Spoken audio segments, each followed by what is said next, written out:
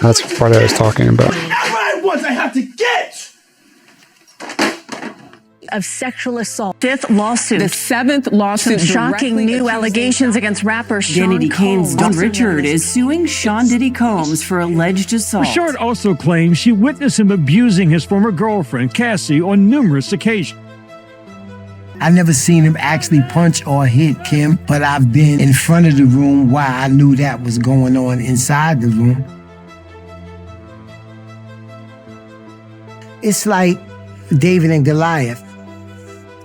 You're just waiting for one person to show that this person can be taken down. And then once that person gets a wound, now everybody is going to speak out. The thing that stood out to me was people in general, they take emotional abuse really lightly. They don't take it so seriously. It has something to do with they didn't see it or out of sight, out of mind. For example, the security guard that is in the clip, he actually goes on record and says that basically it was behind closed doors, and because I didn't see it, I didn't really react to it. He knows that she was being beaten, and yet he did nothing about it. Same thing with emotional abuse. You can't see the physical bruising. You don't see them exactly hitting them, but they're controlling the individual up here. You don't necessarily have to be locked in a basement in order to be controlled with emotional abuse. It's just as impactful. It's just as dangerous as physical abuse. Well, in that specific case, I don't think that the security guard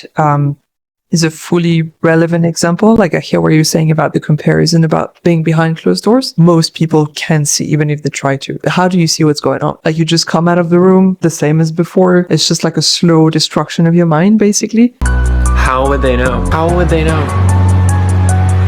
How would they know? If you're in a narcissistic relationship, it's rare that they would actually talk to you in a bad way in front of people. I've seen this in parts of my life. I too haven't acted because it's just like, yeah, I don't know these people.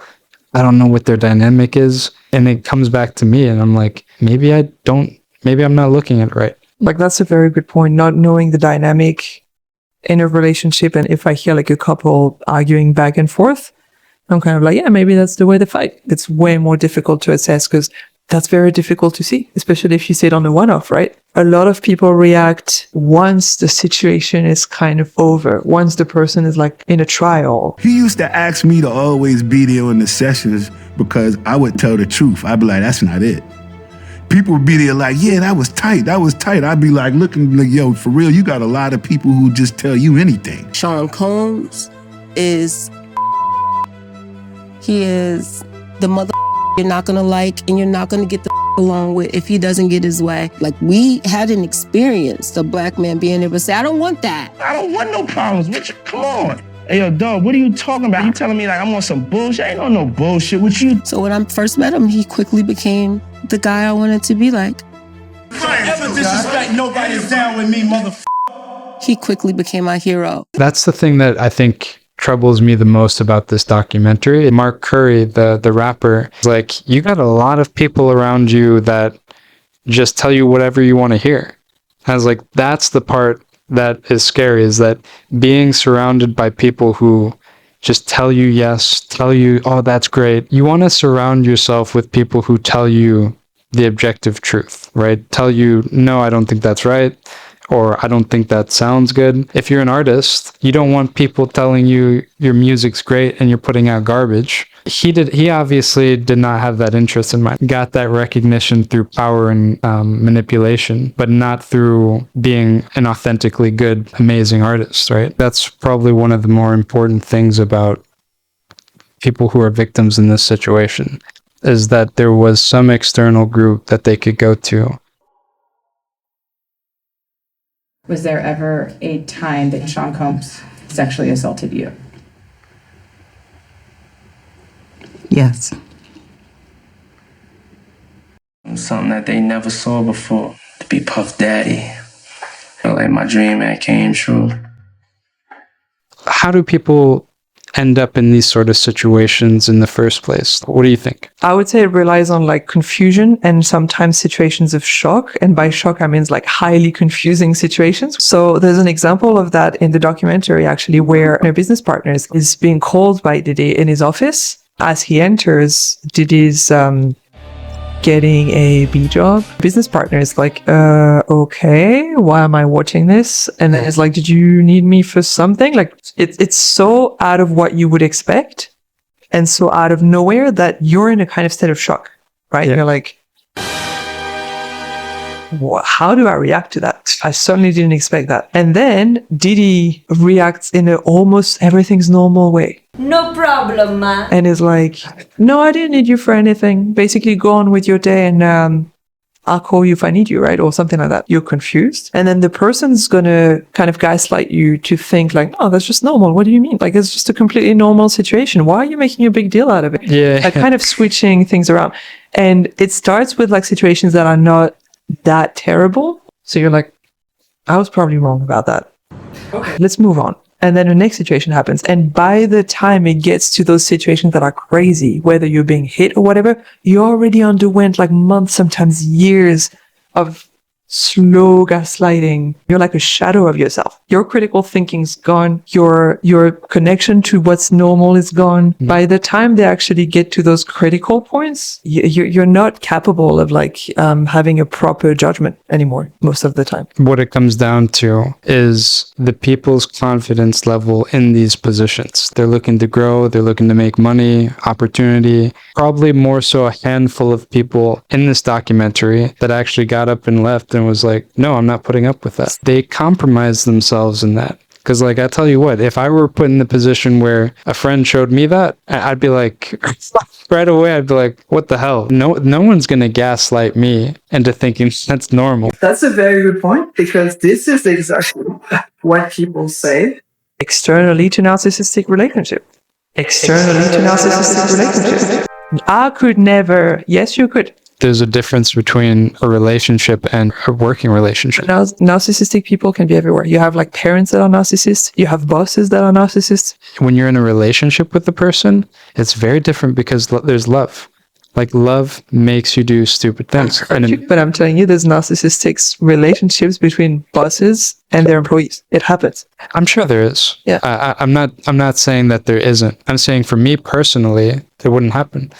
Like I'm telling you, people say that, and I said that before. I'm just saying. I'm saying for that specific thing. I'm not saying it wouldn't happen for something lighter. Like if it were something like, oh yeah, just take a little bit less of your paycheck this time. You're saying that in hindsight. Do you know which scenario I'm talking about? The scenario I just talked about, the B job. Yeah. Yeah. Yes. And I'm telling you, you're thinking, as crazy as it sounds, you are judging from a place of you haven't been manipulated by that person for years before. If you actually waited to listen to the rest of what I was going to say, there was a handful of people like this that actually got up and left. Majority of people stayed. Where were they in their relationship with Diddy? Maybe they had known him for like 2 months instead of 3 years. I think the artist worked with him for a year, and then basically they released the whole album. And they were like, I'm never working with you again. I've seen the mechanism and I've lived the mechanism. And even then, because I have lived it, I would never say it could not happen again. Because it's so insidious that it could happen again. I mean, it depends on their upbringing. Someone who was raised in an abusive home, that's quite the norm for them, could very well end up in a very abusive relationship because they think that's the norm. And they wouldn't know, they probably would never say anything's wrong. I wasn't like that, and I still got into that. I know, but I'm saying everybody's different. Yeah, exactly. Everybody's different, and you can be perfectly fine. And if a narcissistic person targets you, you could very well become like a shadow of yourself. I'm not judging the guy. I was saying if I was in that situation. Yeah, but just know he probably said that years before it happened. He would have said the exact same thing. That's what I'm saying. He would have said exactly what you're saying now, probably years before it happened. That's some intense gaslighting. There's knowledge and there's wisdom.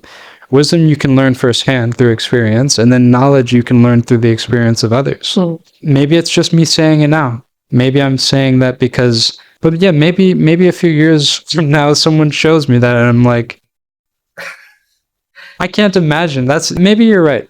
I'll say this, is that you never know how you're going to react to these scenarios until you're in them. You very well might just... And also you could only end up in those scenarios if you've been long enough in whatever type of relationship, boss, employee, love relationship, friendships, when it's like laid down the line that they know you're not going to react to that. And it takes a lot of manipulation previous to this situation happening But otherwise, I would say the same thing. That's the thing. It's like it's extremely difficult to fathom. But it wouldn't happen to me. It's just saying. Bullshit. All right. So to sum up, abuse can be hidden. It can be visible. But to me, the real big kind of the shameful part is that abuse, it's sometimes protected through admiration, protected in a paycheck, opportunity. When people around him decide to turn a cheek, I guess there's a big question on like, I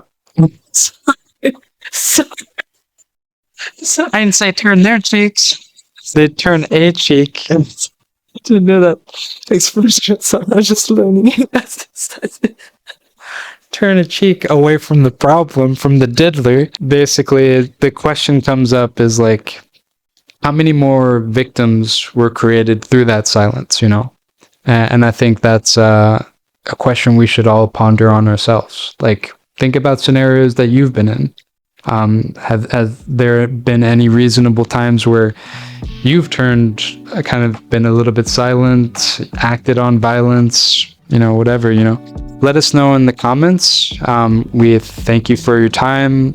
Like, subscribe, and let us know your thoughts. We really want to hear it. So 100%. Yeah. Nothing to add. All right. Deuces. See ya.